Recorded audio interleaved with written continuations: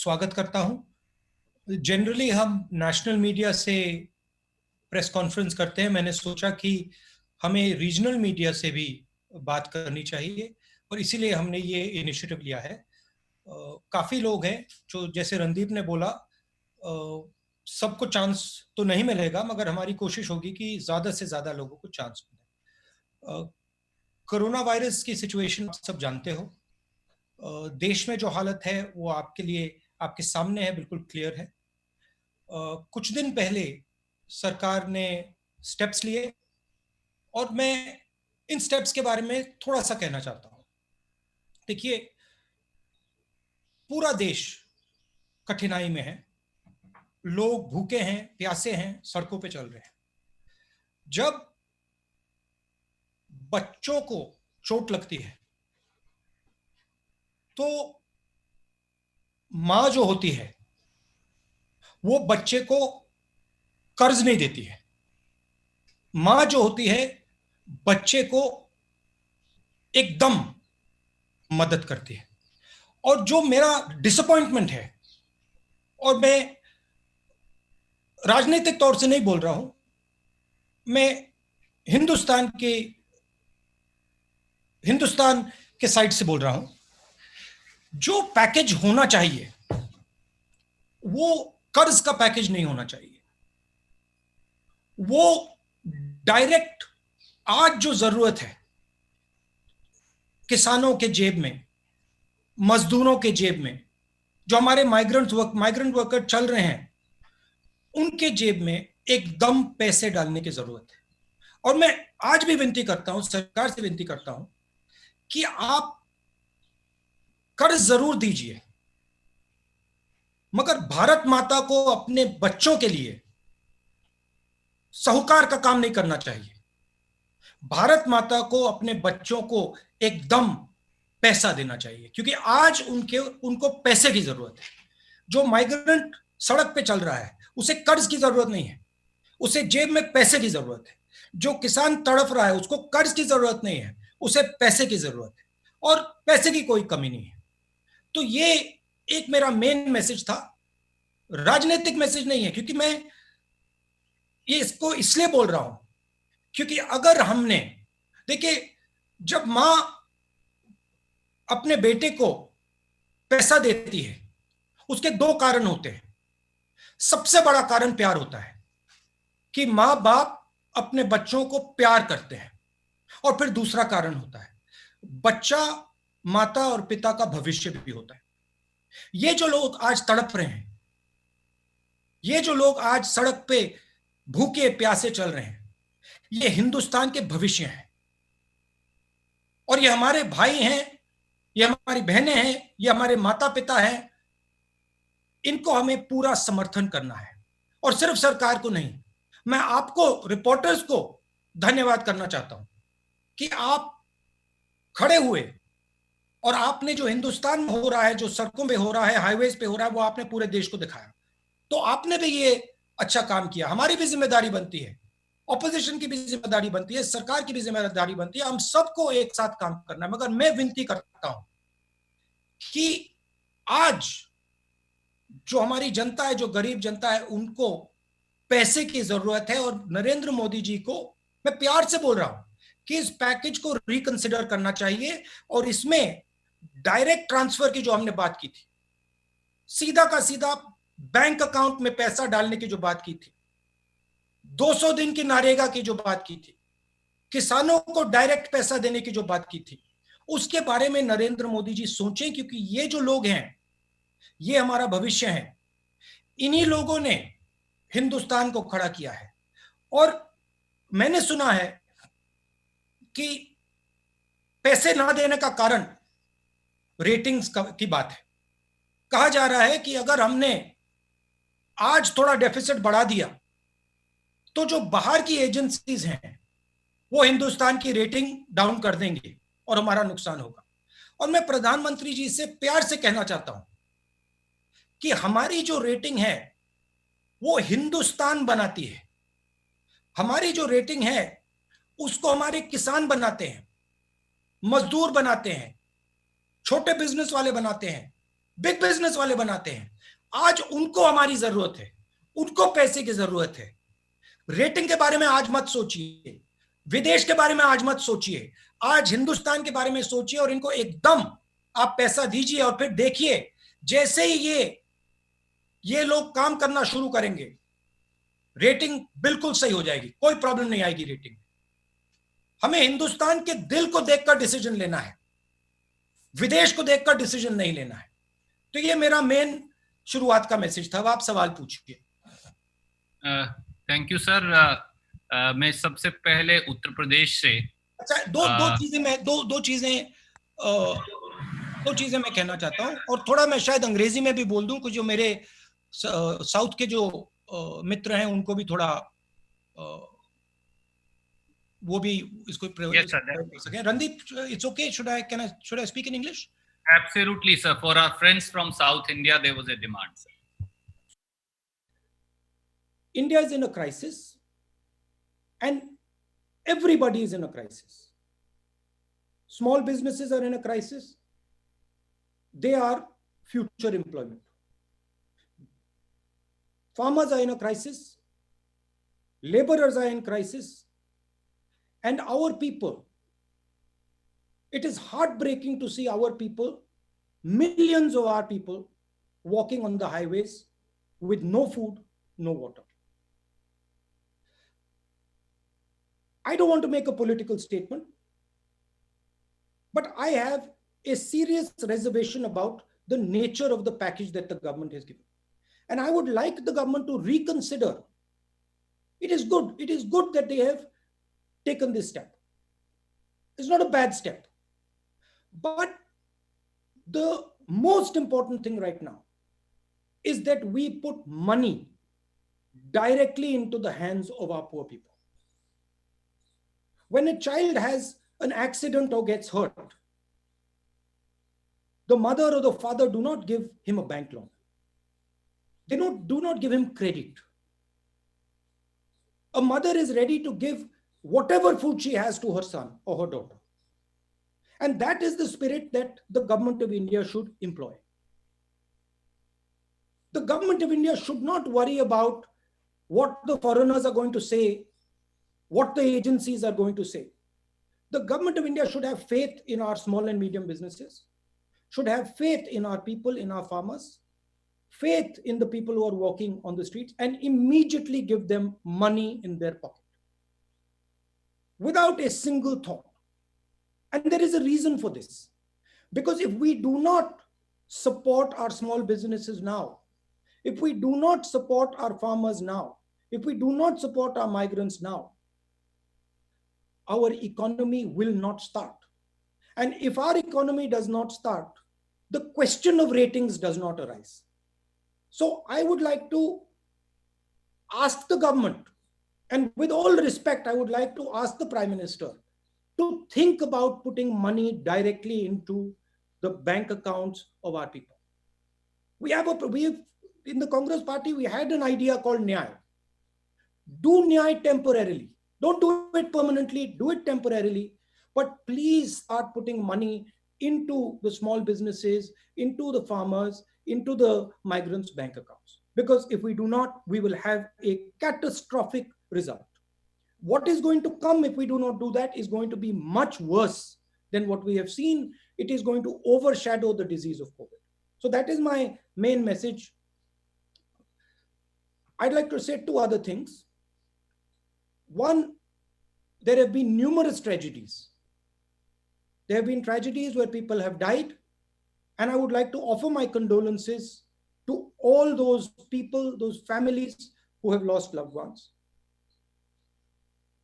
And finally, one point about the lockdown. The lockdown is not a simple thing. We have to, when we open the lockdown, we will have to open the lockdown and we will have to make a transition. It is very important that we open the lockdown intelligently and carefully without sacrificing the vulnerable people. We cannot sacrifice our old people. We cannot sacrifice our people who have diabetes, heart disease, hypertension, kidney disease. We have to protect them, and it is the primary duty for everybody to do that. Hindi में भी ये आखिरी बात बोल देता हूं, जहां तक लॉकडाउन का सवाल है, लॉकडाउन एक ऑन ऑफ स्विच नहीं है। लॉकडाउन को समझदारी और होशियारी से हमें लिफ्ट करना है, ध्यान से लिफ्ट करना है। ये एक इवेंट नहीं है, ये एक प्रोसेस है, और इसको हमें ध्यान से, होशियारी से और समझदारी से लिफ्ट करना है। और सबसे जरूरी बात, जो हमारे वनरेबल लोग हैं, जो बुजुर्ग लोग हैं, जो हार्ट पेशेंट्स हैं, जो लंग डिजीज के पेशेंट्स हैं, जो हाइपरटेंशन के पेशेंट्स हैं, जो किडनी डिजीज के पेशेंट्स हैं, उनकी रक्षा हमें कर कर ये लॉकडाउन हटाना है। तो ये मेरा ओपनिंग स्टेटमेंट था। अब आप कोई भी सवाल पूछिए। धन्यवाद। बहुत बहुत शुक्रिया सर। सर, श्री केसी वेणुगोपाल जो जनरल सेक्रेटरी है आईसीसी ऑर्गेनाइजेशन है, he has also joined you. We welcome him also to this special press conference. May I, sir, begin I with thought you were saying KC Venugopal is going to ask me a question. Of course, I'm sure he has plenty of questions that he asks all of us, sir. बताइए। You Uttar Pradesh से ABP Ganga से अनुभव शुक्ला जी, क्या आप अपना सवाल पूछेंगे? आप अपने आप को अनम्यूट करिए और सवाल पूछिए, अनुभव जी। अनुभव जी को हम ढूंढ रहे हैं। राहुल जी, सबसे पहले तो नमस्कार। एक सेकंड अनुभव जी,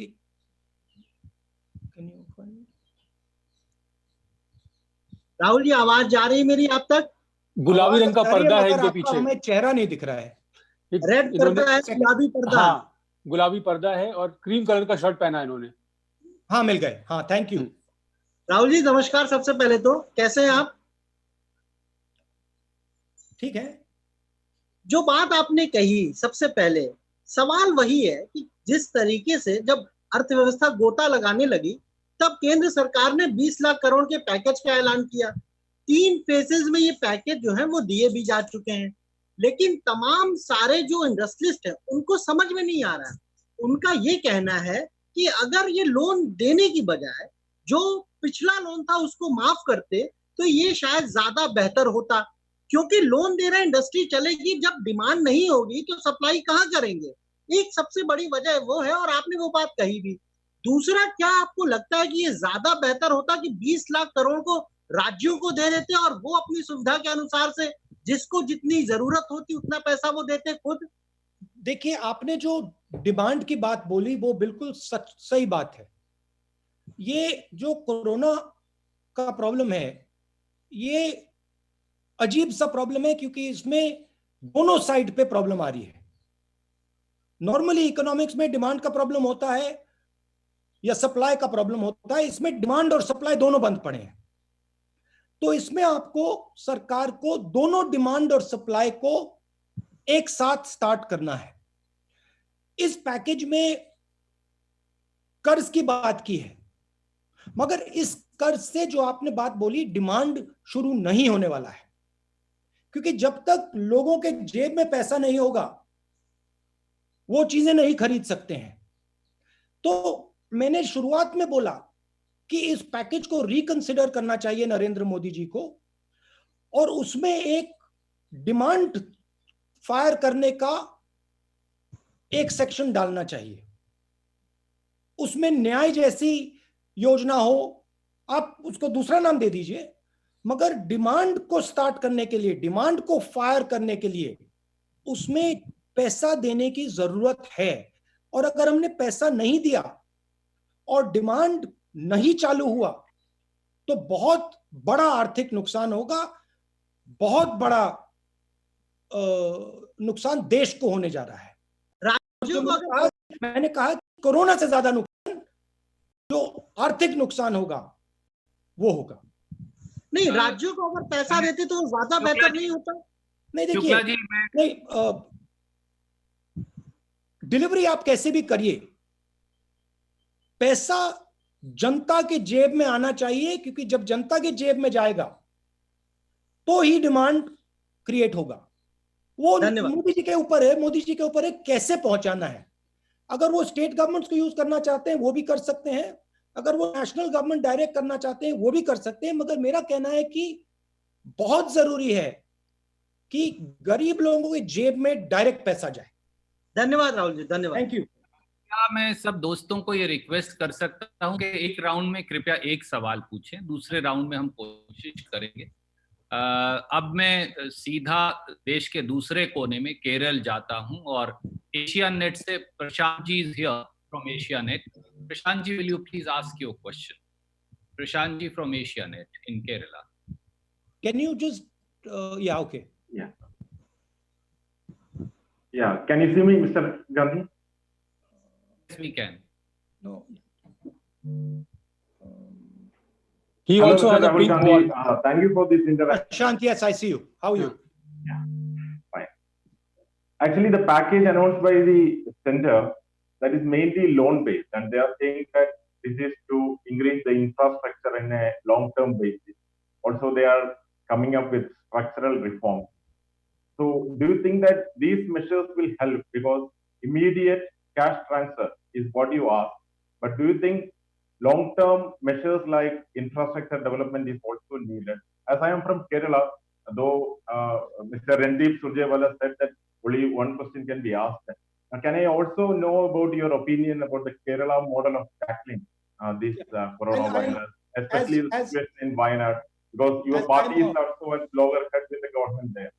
As I'm a member of Parliament from Kerala, I will answer your Kerala question as a special request. First point, the most important thing right now, as I stated, is to fire demand, to start the demand and the supply. And for that, we need to give money directly to people. Absolutely, infrastructure is key. Absolutely, we have to think about these things. But right now, the priority is putting money directly into the hands of the people. It's like when you want to start an engine, you have to put fuel into the carburetor. If you do not put fuel into the carburetor, you turn the key, nothing will happen. My worry is that when the engine starts, there will be no fuel in the carburetor, it will not start. Then we will have a very serious problem. Going to your Kerala question, look, Kerala has a history of success in healthcare and education. And this is something that has been going on for many years. It is there. It has been the case during UDF and during LDF. And I think it is credit to the people of Kerala that they put an effort and value these fundamental things. So I would call this success against coronavirus a success of every single person in Kerala. And I think it is a tremendous success of all Keralites, and it is an example for others. Thank you, sir. Thank you, Prashant ji. May I now go to the another side of the country, to Gujarat. Ronak Patel ji is here from ABP Asmita. Hi Rahul. थोड़ा रौनक पटेल जी, थोड़ा background आपका कैसा है? मेरा yellow है। Yellow है। Ronak ji has interviewed. He is right next to Vaishali on the screen. Rahul ji मिले आपको? नहीं, रौनक Patel. He is on screen number 2. या मिल गए। राहुल, मेरा सवाल ये था कि पिछले कुछ दिनों से जो भी वारदातें हो रही है, दुखद घटनाएं हो रही है, सभी खास करके जो मजदूर है, माइग्रेंट लेबर से, चाहे गुजरात से हो या अलग अलग स्टेट से, उनके साथ दुर्घटना भी होती है, ऐसे दृश्य भी आते हैं जो आपको झंझोड़ते हैं। आप क्या मानते हैं इस स्थिति के लिए जिम्मेदार कौन है? उससे जुड़ा मेरा सवाल है कि आपको लग रहा है कि अलग अलग जो स्टेट है उनके बीच में कहीं ना कहीं कोऑर्डिनेशन की कमी है, चाहे गुजरात से मध्य प्रदेश हो, गुजरात से राजस्थान हो, गुजरात से महाराष्ट्र हो, महाराष्ट्र से और स्टेट हो, और क्या इस मुद्दे पर कांग्रेस ने कभी सरकार से सलाह मशवरा किया? देखिए, ये गलती देने का टाइम नहीं है, ये फिंगर पॉइंटिंग का टाइम नहीं है। आज हिंदुस्तान के सामने बड़ा प्रॉब्लम है। और इस प्रॉब्लम को हमें रिजॉल्व करना है। ये छोटा प्रॉब्लम नहीं है, ये बड़ा प्रॉब्लम है। जो लेबर की बात है, ये बहुत चैलेंजिंग प्रॉब्लम है। तो मैं फिंगर पॉइंटिंग नहीं करना चाहता हूं, मैं बस ये कहना चाहता हूं कि ये जो लोग सड़कों पे चल रहे हैं, इनकी मदद हम सबको करनी है। सिचुएशन ये है कि बीजेपी सरकार में है और उनके हाथ में सबसे बड़े औजार है, तो उनको उनकी ज्यादा जिम्मेदारी बनती है। हम ऑपोजिशन में, हमारा भी काम है, हमारा संगठन है, हमारा भी काम है, और जॉइंटली एक काम सबको करना पड़ेगा। स्टेट्स की कोऑर्डिनेशन में कोई कमी रह सकती है, मगर उसको रिजॉल्व करना है। हम ये नहीं कह सकते कि हाँ भैया मध्य प्रदेश और इसके बीच में कोऑर्डिनेशन की कमी है, वो बात छोड़िए, रेजोल्यूशन की बात करते हैं, आगे बढ़ते हैं। और जो आंधी आने वाली है, क्योंकि आने वाली है, वो जो चैलेंज है उसको हम एक साथ मिलकर कन्फ्रंट करें। Thank you, Ronak ji. May I now go to another part of the country, to Assam. From Prague News, Pranoy Bordoloi ji, please come in. Yeah, hello. Can you hear me? Yes, I can hear. Hi. Yeah, good afternoon, Rajiv ji. Rahul ji. My question is same thing. The migrant issue is a big issue in India, and Assam is an exception. So lakhs of people from Assam, they are stranded in different parts of India. So what do you think? Whether the government of Assam as well as the government of India is doing appropriate steps, and they are doing properly to evacuate the people from those places to their home states? As I already mentioned, it is a very challenging job. There might be discrepancies, but I don't want to raise or finger point about the discrepancies. This is or the place. Whenever something like this happens, it is easy to point fingers. I don't want to do that. But our people are in pain. They are struggling. Millions of people are walking towards their homes.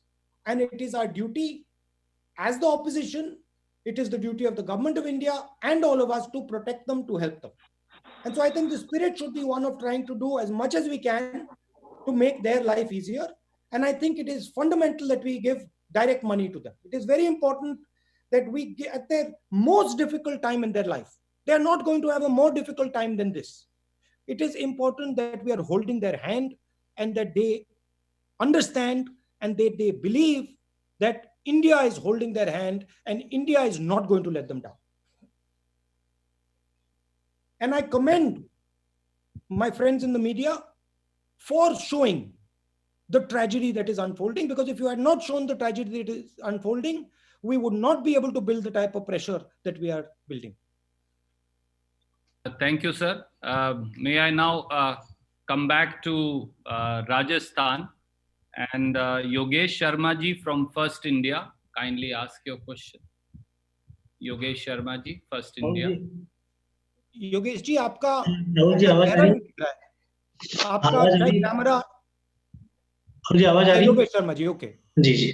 Rahul ji, बड़ा अहम सवाल है, और सबसे पहले तो आपका बहुत बहुत आभार कि आपने हम सबसे बात की।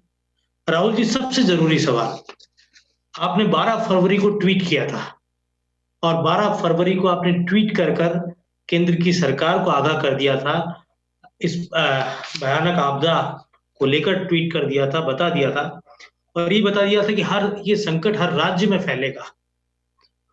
क्या मानते हैं आप बड़ी चूक हुई?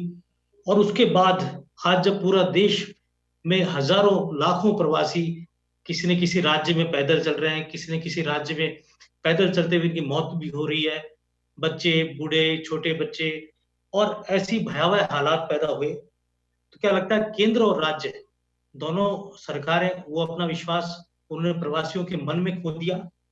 और ये तमाम जो हालात है उसको लेकर क्या कांग्रेस पार्टी का कोई एक्शन प्लान है आपकी नजर में? आपने किराए को लेकर जरूर पहल की सोनिया जी ने, लेकिन क्या किराया काफी होगा, क्योंकि लोग तो पैदल चल रहे हैं? ठीक नहीं, हमारे स्टेट्स में हम पूरी तरह सपोर्ट देने की कोशिश कर रहे हैं।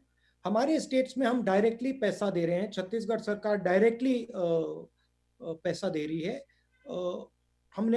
हम मनरेगा पे फोकस कर रहे हैं, मनरेगा को हम डबल करने की कोशिश कर रहे हैं। तो हमारी स्ट्रैटेजी है। जहां तक अर्ली वार्निंग की बात है, सच है कि मैंने ये बात फरवरी में उठाई, मगर देखिए अब ये कहना उसका कोई मतलब नहीं है। अब किसने उठाई, कब उठाई, क्यों उठाई, वो अलग बात है, हो गया वो। ये जो तूफान है ये अभी आया नहीं है। ये आप मत सोचिए कि तूफान आ गया है, तूफान अभी सामने आ रहा है, और वो तूफान आर्थिक तूफान है और उससे बहुत सारे लोगों को चोट लगने वाली है। तो फिंगर पॉइंटिंग नहीं करनी, मगर जो ऑपोजिशन का काम है, मैं आपसे क्यों बात कर रहा हूं, क्योंकि मैं सरकार पे दबाव डालना चाहता हूं। मैं सरकार को कहना चाहता हूं, देखिए तूफान आ रहा है, आर्थिक बहुत जबरदस्त आर्थिक डैमेज होने वाला है, और आप डायरेक्टली पैसा डालिए, लोगों के जेब में पैसा डालिए, डिमांड क्रिएट करिए। तो मैं दबाव डालने के लिए कर रहा हूं, और मैं जानता हूं कि अगर हम थोड़ा दबाव डालें और अच्छी तरह से समझाएं तो सरकार सुन भी सकती है। और मुझे लगता है, मुझे भरोसा है कि अगर सरकार के लोग विपक्ष की बात अच्छी तरह सुने, क्योंकि उसमें थोड़ी सच्चाई है, अगर अच्छी तरह सुने वो तो हमारी बात मान लेंगे। इसलिए मैं दबाव डाल रहा हूं थोड़ा।